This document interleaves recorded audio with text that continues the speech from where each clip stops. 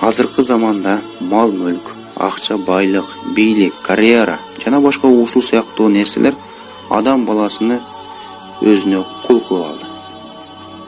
Азыр акчаны деп ата-энеден узакташып, бир тууган ага-ини үй мансап талашып убара.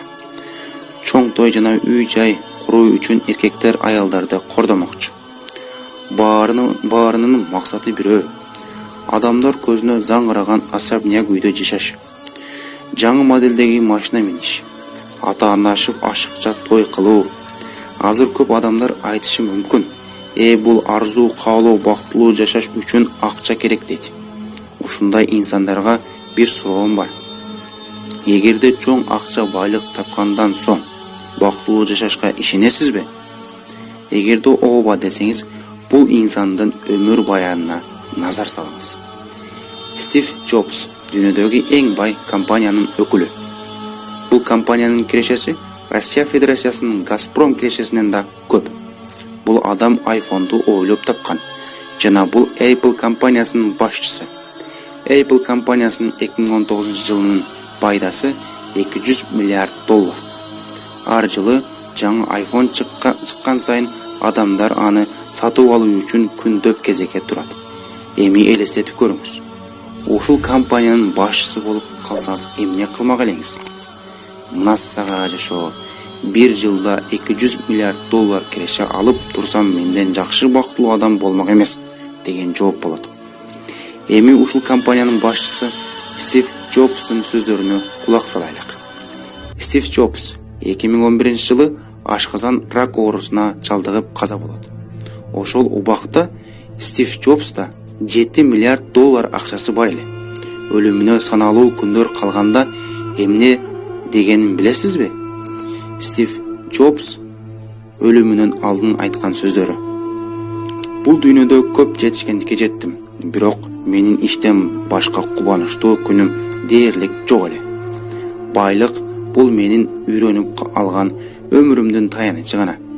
Азыркы учурда ооруканада жатам жана бүткүл жашоомду эстеймин. Мен мактанып ишенип жүргөн байлыктарым өлүм алдында эч нерсе эмес экен. Сиз акчаңыз менен унааңызга айдоочу сатып алышыңыз мүмкүн. Жумушуңузду кылыш үчүн кызматчы сатып алышыңыз мүмкүн. Бирок ден соолугуңузду баардык байлыгыңыз менен да сатып ала албайсыз. Жылдар өтүп, акылыбыз өсө баштайт. Каарыганда түшүнүп жетебиз. $30 саатта, $300 саатта бир убакытты көргөзөт. $10,000 унааны айдасак да, $150,000 унааны айдасак да бир багытка алып барат жана жолдору бир. Үйүңүз 3 сотик болобу, 30 сотик болобу, ал үйдө эч ким болбосо баары бир жалгызсыз. Сиздин өмүрүңүз жана бактыңыз дүйнө иштеринен пайда таппаган.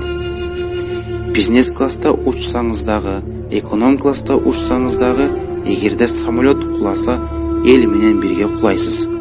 Бул Apple компаниясынын өкүлү болгон Стив Джобстун сөздөрү эле. Байлыктын артынан кууп ата-энесини унуткан, балдарынын ата-эне мээримине зар кылып жаткандар, акчаны деп харамды харам дебей жаткандар, акчаны деп ибадаттан баш тарткандарга бул суроо: тапкан байлыгыңыз өлүмдөн куткара алабы? Жок. Жок болгондон соң тозок отунан куткара алабы байлыгыңыз? Жок. Анда неге байлыктын артынан кууп арзу кылып жашайсыз?